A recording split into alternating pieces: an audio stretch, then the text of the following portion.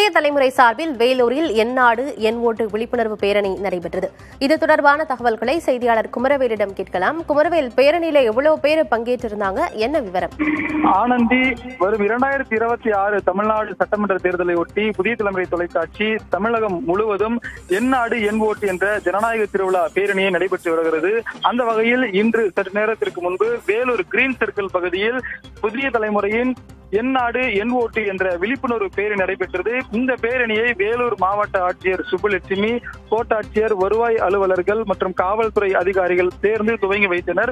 இந்த பேரணியை பொறுத்த வரைக்கும் வேலூர் மாவட்டத்தில் இருக்கக்கூடிய அரசு மற்றும் அரசு உதவி பெறும் கல்லூரிகளை சேர்ந்த மாணவ மாணவிகள் முதல் முறையாக கலை நிகழ்ச்சிகளையும் பறை இசையும் இசைத்து பொதுமக்களின் பார்வையை இப்பக்கம் திருப்பினர். அதனைத் தொடர்ந்து மாவட்டத்தில் இருக்கக்கூடிய மகளிர் திட்ட இயக்குனர் துறையை சார்ந்த சுமார் 500க்கும் மேற்பட்டோரும் மாநகராட்சி ஊழியர்கள், தூய்மை பணியாளர்கள், பொதுமக்கள், ஆட்டோ ஓட்டுநர்கள் மற்றும் பள்ளிகளை சேர்ந்த பணியாளர்கள் என ஒட்டுமொத்தமாக சுமார் 1000க்கும் மேற்பட்டோர் இந்த பேரணியில் கலந்து கொண்டார்கள்.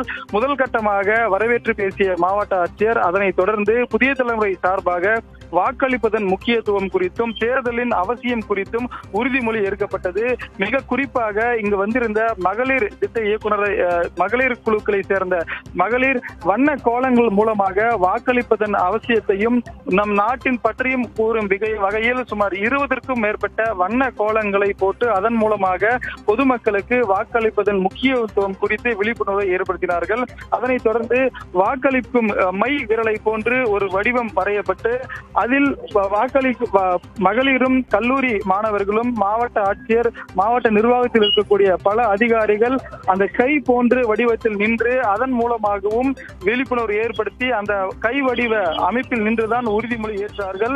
அந்த வகையில் கிரீன் சர்க்கிள் பகுதியில் துவங்கிய பேரணி புதிய பேருந்து நிலையம், கிரீன் சர்க்கிள் ரவுண்டானா ஆகிய பகுதிகளில் சுற்றி மீண்டும் கிரீன் சர்க்கிள் பகுதியில் முடிவடைந்தது. இதில் முதல் குறிப்பிட்டது போல மாவட்ட நிர்வாகம் உட்பட பொதுமக்கள் உட்பட சுமார் 1000க்கும் மேற்பட்டோர் இதில் கலந்து கொண்டனர். ஆனந்தி, தகவல்களுக்கு நன்றி குமரவேல்.